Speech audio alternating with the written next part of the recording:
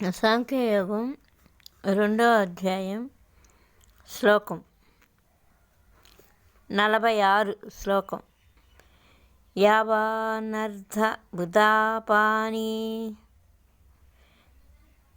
పర్వతః సంప్లుతోదకే తావాన్ సర్వేషు వేదేషు బ్రాహ్మణస్య విజానతః.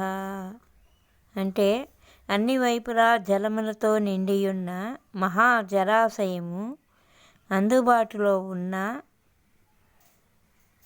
వానికి చిన్న చిన్న జలాశయముల వల్ల ఎంత ప్రయోజనము, పరమాత్మ ప్రాప్తి నంది పరమానందమును అనుభవించు బ్రహ్మజ్ఞానికి వేదముల వలన అంతయే ప్రయోజనము వస్తుంది. అంటే అన్ని వైపులా జలాలతో నిండియున్న మహాజలాశయము అందుబాటులో ఉంటే చిన్న చిన్న జలాశయాల వలన ఎంత ప్రయోజనం ఉంటుంది, పెద్ద పెద్ద జలాశయాల వల్ల ఎంత ప్రయోజనం ఉంటుంది అనేది ఇప్పుడు మనం పరమాత్మ ప్రాప్తి పొందాలి అంటే, పరమానందం అనుభవించాలంటే బ్రహ్మజ్ఞానానికి వేదముల వలన అంతే ప్రయోజనం ఉంటుందంట. కర్మణ్యేవాధికారస్తే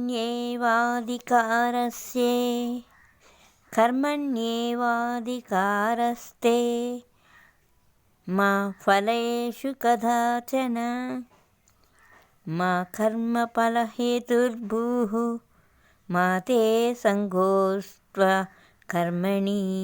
అంటే 47 శ్లోకం ఇది. కర్తవ్య కర్మము ఆచరించుట యందే నీకు అధికారం కలదు. నీ కర్తవ్యం నువ్వు ఆచరించుట వల్లనే నీకు అధికారం ఉంది. ఎన్నటికీ దాని ఫలముల యందు లేదు. కర్మఫలములకు నీవు హేతువు కారాదు. కర్మలను మానుట యందు నీవు ఆసక్తుడు కావలదు.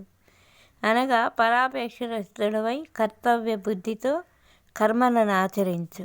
ఫలాపేక్ష రహితం, ఫలం ఆశించొద్దు. ఏది ఆశించకుండా నీ పని నువ్వు చేసుకుంటూ పోతే నీకు కర్మల యందు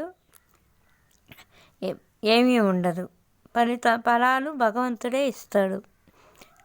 నీ కర్తవ్యం నువ్వు నీ బుద్ధితో నువ్వు హాయిగా చేసుకుంటూ ఉంటే భగవంతుడు నీకు చేయాల్సింది చేస్తాడు. ఏంటంటే నీ కర్మకి నీవు అధికారం కాదు. అంటే నువ్వు చేసేవరకే, నీకు దాని గురించి ఫలితాలు ఇచ్చేది భగవంతుడు. నీ కర్మ నువ్వు చేసిన ఫలితాలు ఇచ్చేది మాత్రం భగవంతుడు. అందువలన నీది నాది అనేది ఏది లేదు ఇక్కడ. ఎన్నటికీ దాని ఫలితాలు పొందేది నువ్వు కాదు, నీ చేతిలో లేదు. అది దానికి అర్థం. మళ్ళీ రేపు చెప్తాను. బాయ్. హాయ్ కృష్ణ.